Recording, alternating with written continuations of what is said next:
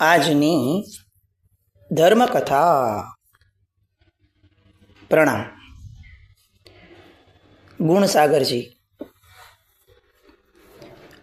કેવળ જ્ઞાનની એ ધારા સુધી આપણે ગઈકાલે એમને જોયા. પેલા ગોર મહારાજ સાવધાન સાવધાન સાવધાન આવું બોલી રાખે, અને જે ખરા અર્થમાં સાવધાન થાય એવો આત્મા કેવા સાવધાન થયા કે નવું કર્મ બંધાવાનું બંધ થાય, જૂનું કર્મ ઉદયમાંથી સત્તામાંથી પણ ઉખડી જાય, બધું જ સાફ. આવી સાવધાની જેમણે ઊભી કરી એવા ગુણસાગર છે. આપણને એવું લાગે કે આપણે કોનું પ્રવચન સાંભળશું તો આપણે વહેલા તરશું. આ દ્રષ્ટાંત યાદ કરવું જોઈએ એવા સમયે કે પેલા ગોર મહારાજનું સાવધાન પણ કયા આશયથી બોલાયું હશે. ગોર મહારાજનું સાવધાન સાવધાન વાળું, અને તેમ છતાં એ કેવળ જ્ઞાન અપાવનારું થયું. આનો અર્થ શું કાઢશો? બહુ ચોક્કસપણે એવું માનવું પડે કે એક કક્ષાએ બહારના નિમિત્તો, બહારની બનતી ઘટનાઓ, આ બધાની અસર જીવ ઉપર તો જ પડે છે જો જીવ પોતે એની અસરને લેવા માટે તત્પર બને. આ સાવધાન શબ્દ ગોર મહારાજનો એ ચોરીની અંદરમાં કેટલા બધા લોકોએ સાંભળ્યો હશે. બધાને કેવળ જ્ઞાન થયું? આપણે આ સ્વીકારવું જ પડશે કે કેવળ જ્ઞાન માટે જાતનું જાગવું જરૂરી છે. બહારના નિમિત્તો સારા મળે એનો આનંદ છે, પણ ફક્ત સારા નિમિત્તો મળવા માત્રથી તરી નહીં શકાય. તરવું હશે તો જાતને જ જગાડવી પડશે, જાત ઉપર જ કામ કરવું પડશે, અંદર જ ઉતરવું પડશે. આ નિશ્ચિત અને નિયત વાત. એ અંદર ઉતરવા માટે બહારની સામગ્રીઓ, બહારનો વ્યવહાર, આ બધું અનુકૂળ થાય, સારું મળે, એમાં સારા રહીએ, શુભતાને લાવીએ, એ બધી બેઝિક વાતો આવશ્યક છે જ. એના ડિનાયલ મોડ વગર આ વાત છે, પણ ત્યાં અટકી જવાનું નથી. આપણે આમ સામાન્ય કલ્પના કરીએ કે આ ગુણસાગરજીને કેવળ જ્ઞાન થયું. આપણે આટલા 60-65 દિવસથી જે ચરિત્ર ચલાવીએ છીએ એ ચરિત્રનો બહુ સુખદ અંત ગુણસાગરજી માટેના પાત્રનો આ અહીંયા અત્યારે આવ્યો. શરૂઆત શું હતી? શંખ અને કલાવતીનો ભાવ. એમાંથી આ કોણ છે તો કે કલાવતીનો છે. કલાવતીના ભાવમાં પણ જ્યારે કાંડા કપાઈ ગયા, પાછા આવી ગયા, જોડાઈ ગયા, મહેલમાં પાછા ફર્યા, સંયમનો ભાવ જન્મતા પહેલા આચાર્ય ભગવંતને પૂછ્યું હતું કે શંખે કે ભાઈ આવું કેમ કર્યો? તો પૂર્વ ભાવ કીધેલો. કોનો? તો કે રાજકુમારી સુલોચનાનો. એ રાજકુમારી સુલોચના અને પોપટ, એ જે ભાવ હતો ત્યાંથી આગળ વધતા વધતા વધતા દરેક ભાવમાં પ્રગતિ કરતા કરતા કરતા અહીંયા અત્યારે કેવળ જ્ઞાનની ધારાએ પહોંચ્યા. બહુ જ સાહજિક રીતે વાત કરો, કેટલા બધા લોકો આપણામાં હતા જે લોકોએ વ્યક્ત કર્યું છે ને કેટલા લોકોએ વ્યક્ત નહીં પણ કર્યું હોય કે જ્યારે શંખ રાજાએ કલાવતીને એની કોઈ પણ ભૂલ વગર જંગલમાં મોકલી દીધી હતી.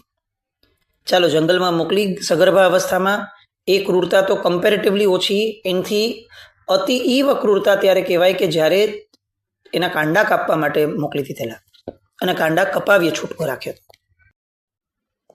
એ સમયે આપણને બધાને પ્રશ્ન થયો હશે કે આ કલાવતી આ સ્થિતિમાં એના પતિએ એને લાવ્યા પછી જ્યારે એનો પતિ એને પાછો બોલાવે છે, મળે છે, એ સમયે કેમ સાહજિક રીતે એનામાં ભળી ગઈ? કેમ પ્રોટેસ્ટ ન કરી? કેમ અવાજ ન ઉપાડ્યો? શું મેળવ્યું? આ સ્ત્રીનું ગૌરવ હણાઈ ગયું. તમે મન ફાવે ત્યારે મને પ્રેમથી રાખો, મન ફાવે ત્યારે મારા કાંડા કાપી નાખો, મન ફાવે ત્યારે પાછી બોલાવી લો. કઠપુતલી છું હું તમારી? આવું એમને થઈ શક્યું હોત અને થયું હોત જો એ આપણી કક્ષાએ હોત તો. એમને ન થયું. એમને ન થયું ને એનો પણ આપણને પ્રશ્ન થયો કે આવું કેમ અને આનો ફાયદો શું? અંતે તો શંખ જ ખોટું કરનાર માણસ જ ફાવી ગયો ને. એણે ખોટું કર્યું, આપણે એને પ્રોત્સાહન આપ્યું, આવું જ થયું ને. શું થયું? એક ક્ષણે તો એવું લાગે ને કે આ કલાવતીએ ભલે એને ક્રોધ ન હોય, એને આવેશ ન હોય, એને ગાંઠ ન બાંધી હોય, તો પણ ફક્ત શંખ રાજાને સબક શીખવવા માટે પણ આ કલાવતીજીએ એ સમયે એમની પાસે જવું નહોતું જોઈતું. સીતાજીના દ્રષ્ટાંતમાં આપણે જોઈએ છે કે નહીં, કે સીતાજી વનમાં રહ્યા, તો એમણે કેમ એવો સિલેક્ટ નહીં કર્યો? આવો પ્રશ્ન ત્યારે આપણને થયો હશે ઘણાને, અને થવો જોઈએ. પણ કથાઓ તો એ જ છે, કથાનું શ્રવણ એ જ છે કે જેમાં દરેક પર્સ્પેક્ટિવ, દરેક એંગલથી કથાને વિચારવા માટે મન એમાં ઉલ્લસિત બને. એમાં સારું ખરાબ નથી, પ્રશ્ન જ છે.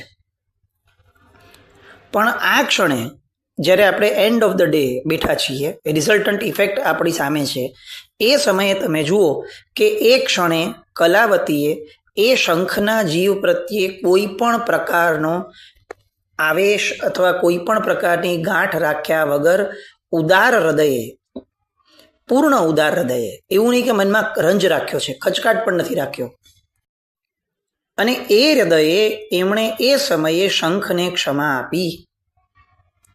એ સમયે આપણને પ્રશ્ન થતો હશે કે એને શું મેળવ્યું? આ અત્યારે એનો જવાબ છે કે એને શું મેળવ્યું? એને પેલું કેવળ જ્ઞાન મેળવ્યું. તમે જુઓ, દરેક ભવમાં પુરુષ તરીકે કોણ જન્મ્યું હતું? જ્યારે સ્ત્રી પુરુષ તરીકે લોકો જન્મતા હતા ત્યારે તો એ શંખ રાજાનો જીવ જન્મતો હતો. એનો અર્થ શું? તો કે પુણ્યની અપેક્ષાએ, જેને વ્યવહારિક પુણ્ય કહી શકાય છે, એ વ્યવહારિક પુણ્યની અપેક્ષાએ હંમેશા શંખનો હાથ ઉપર રહ્યો છે, શંખના આત્માનો. આપણે બેઉની કમ્પેરિઝન એટલા માટે નથી કરતા કે બેઉમાં સારું કોણ એ શીખીએ છીએ. આપણે એ શીખીએ છીએ કે છોડનાર માણસ, જતું કરનાર માણસ જ અંતે પામે છે પ્રથમ. એક ક્ષણે કદાચ આપણને પ્રશ્ન થાય કે આ જતું કરીને આપણે શું મેળવ્યું?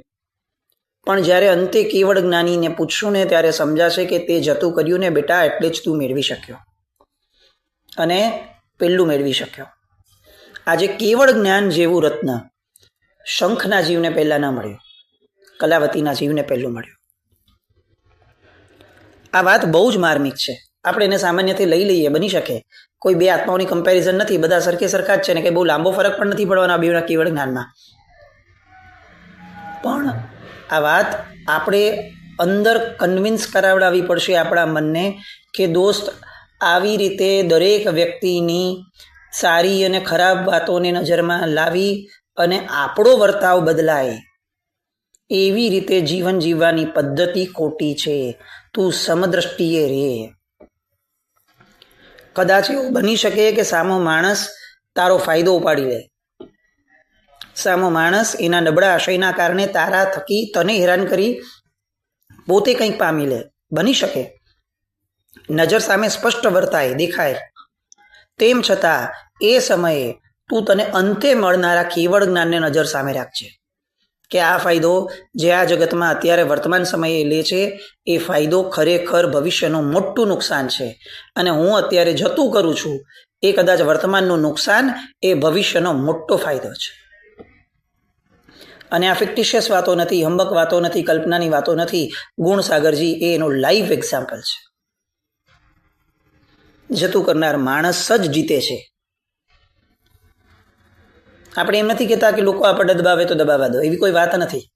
પણ જે આશયથી શંખના જીવનમાં કોઈ કરતાં કોઈ કચાશ નહોતી લાગી, તો એવા સમયે પોતાની સાથે જે થયું એને નિતાંત ભૂલવાની વાત, નિતાંત મનમાં ગાંઠ રાખવાની કે વર્ષો પછી યાદ રાખવાની પણ વાત નહીં.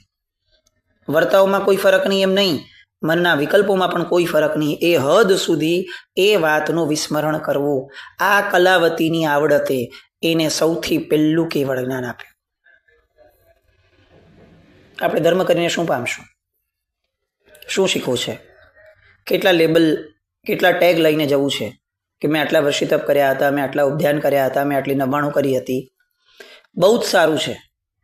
આવા ટેગ અને લેબલ બી અનંતકાળમાં માંડ મળતા હોય છે. એટલે એની કોઈ ઉણપ છે કે એમાં કોઈ ખોટ રહી જાય છે કે એની ઓછપ છે, એવી વાત જ નથી. આમાં કોઈ નાનપ નથી, પણ આ અધુરાશ છે. પૂર્ણતા એ છે કે આ બધી આરાધનાઓનો લક્ષ્ય શું હતું? આ ઉદ્ધાનનું લક્ષ્ય શું હતું? આ નવાણુંનું લક્ષ્ય શું હતું? મારા તપશ્ચર્યાનું લક્ષ્ય શું હતું? એ હતું મારામાં, મારા સ્વભાવમાં ઠરવા પણ. હું શાંત બનું, હું ઉપશાંત બનું. અને હું જીવનભર પ્રસન્ન રહું. તમે વિચારો, ઓલી સુલોચના રાજકુમારી કે જેને પોપટને માર્યા પછી પશ્ચાતાપ થયો. પેલો પોપટ તો અકારણ મરી ગયો, બરોબર છે. એને શું હતું, બિચારો ભાગી ગયો અને દેરાસરમાં એને ગમી ગયેલું, ભગવાન ગમી ગયા ત્યાં રોકાયેલો, ત્યાંથી પકડીને એને લાવ્યા અને અહીંયા ચીમડાઈને પોતે અણસન કરીને મરી ગયા. એને પણ પ્રશ્ન નહોતો થવો જોઈતો હતો કે ભાઈ તારા પાપે હું શું કામ મરું? ભાઈ તું મને તારા મનમાં મારા પ્રત્યે ગમો ઊભો થયો છે, તો એટલા માટે હું પિંજરામાં કેમ રહું? આ ઉહાપો પોપટના જીવને થવો જોઈતો હતો, એને ત્યારે પણ ન થયો ને, એટલે એને કલાવતીના ભવમાં પણ ન થયો. અને એ બંને ભવમાં ન થયો તો એના પાછળના એક પણ ભવની અંદરમાં આવો પ્રસંગ ન આવ્યો અને અંતે કેવળ જ્ઞાન પહેલું થયું. ઘરની દિવાલ ઉપર કંઈક પણ લખવા જેવું છે ખરેખર કે મારે પહેલું કેવળ જ્ઞાન મેળવવું છે. મારા ને બીજા એક આત્માની વચ્ચે જ્યારે પણ કંઈક થશે ત્યારે હું જતું કરીશ એમ નહીં, હું જતું કરવા દ્વારા કેવળ જ્ઞાન પહેલું મેળવવાની છું. આ વાતને ઠસાવવાની છે. જ્યારે હું જતું કરું છું ત્યારે હું કંઈ ઉપકાર નથી કરતો કોઈની ઉપર, હું મારા કેવળ જ્ઞાનને વધુ નજીક લાવું છું.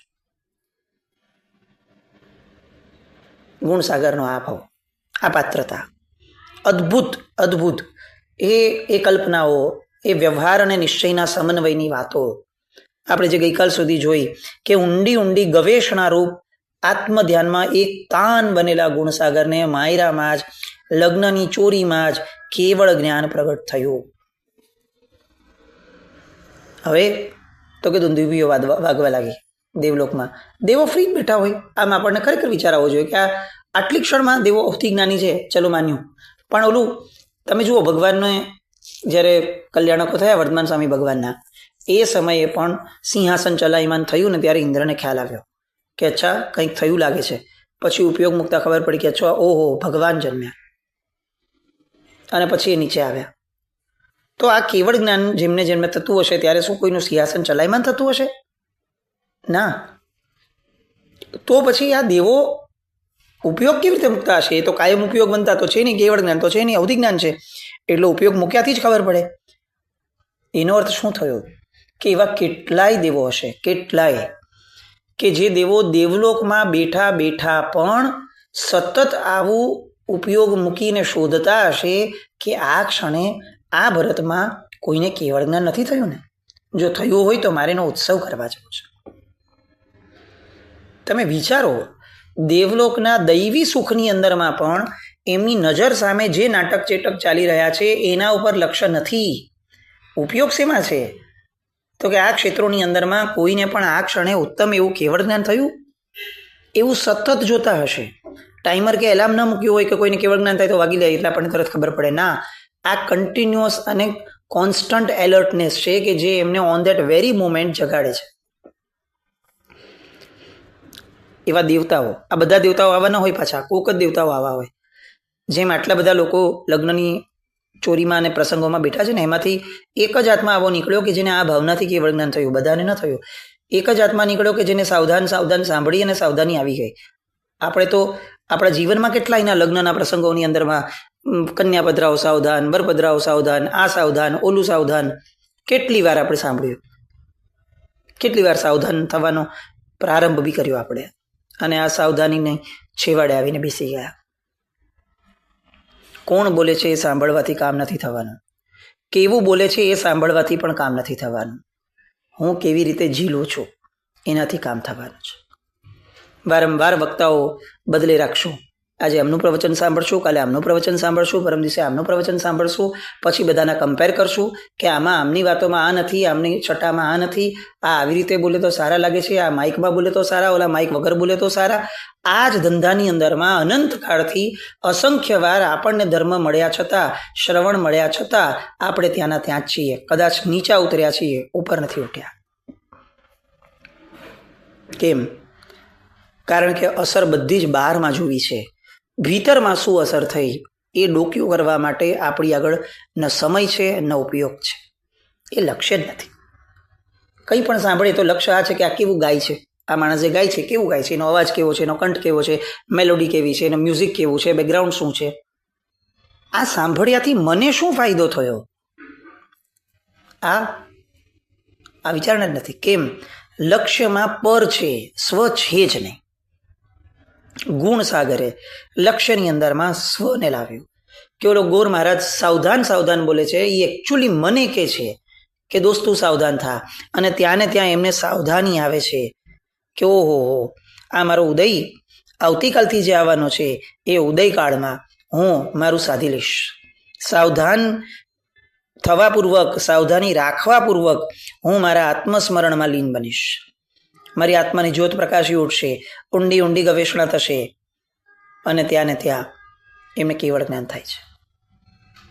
જીરણ શેઠનામાં પણ આ જ કલ્પના, આ જ દ્રશ્ય હતું. ગુણસાગરમાં પણ આ દ્રશ્ય છે. આપણે બધું જાણીએ છીએ અને તેમ છતાં આપણને ક્યારેય વિચાર નથી આવતો કે આપણા જીવનમાં આવું કેમ નથી થતું. કેમ? કારણ કે આપણે આવું કરતા જ નથી.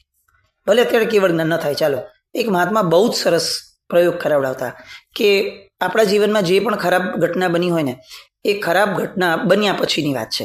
આપણને જે કરવું તો કરી લીધું આપણા સ્વભાવ પ્રમાણે, ચાલો પત્યું. હવે તો કે હવે શાંત ચિત્તે પલાઠી વાળીને બેસ્યા છીએ અને એ જ ઘટનાને ફરીથી આપણા જીવનમાં કલ્પનામાં લાવવાની.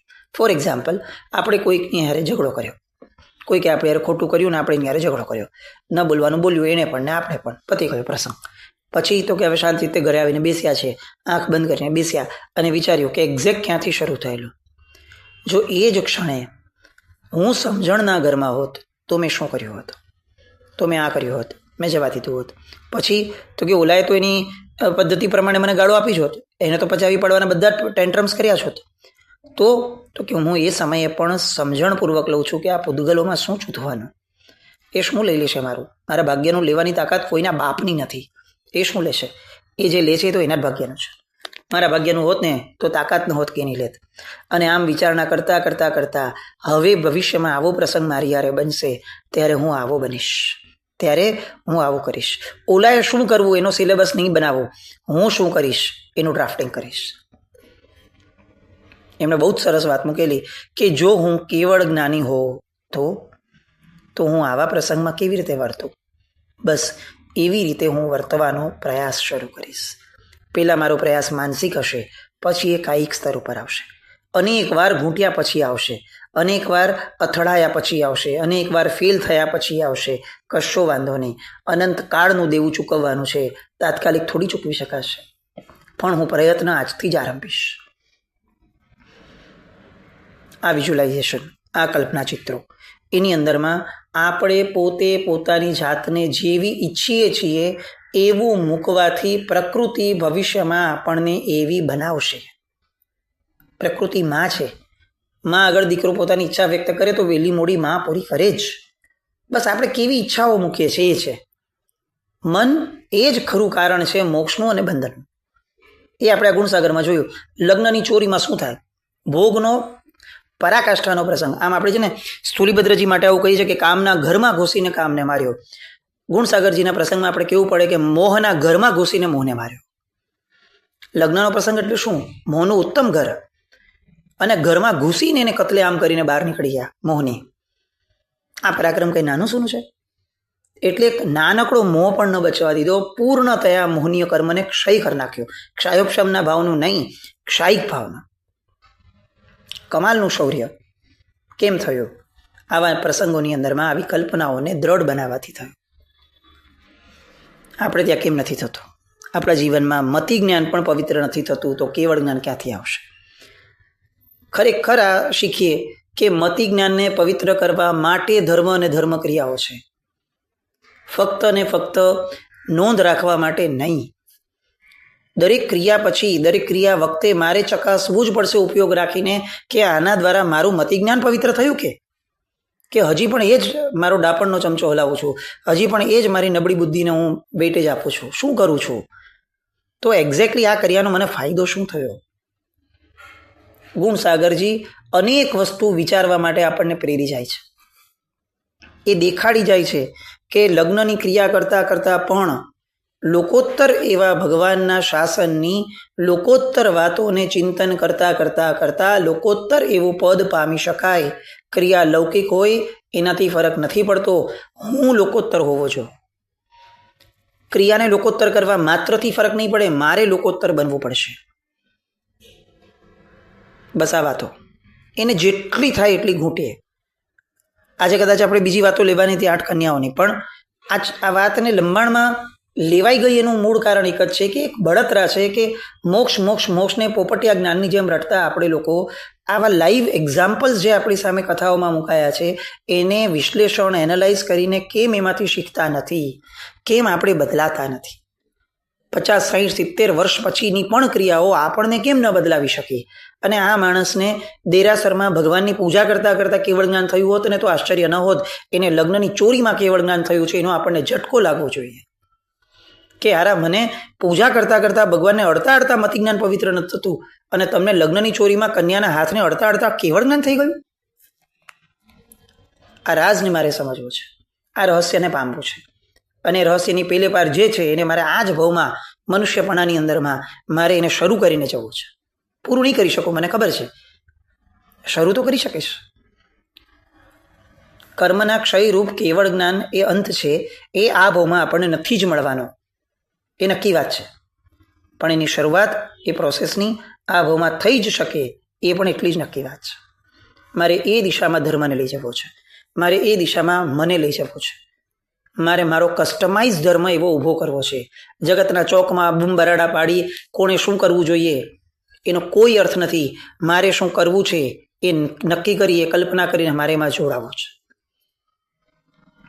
બસ ગુણસાગરજી આવું આપણને આપીને જાય, જતું કરે તે જીતે છે. આવા સ્લોગનો આપણા મનમાં દ્રઢ થઈ જાય એવી કંઈક ભાવનાથી આપણે આગળ વધીએ એવી શુભમંગલ કામના. જીના જ્ઞાવરિત કંઈ પણ બોલાય તો મિચ્છામિ દુક્કડમ. જય નામ, જય યતિ શાસન.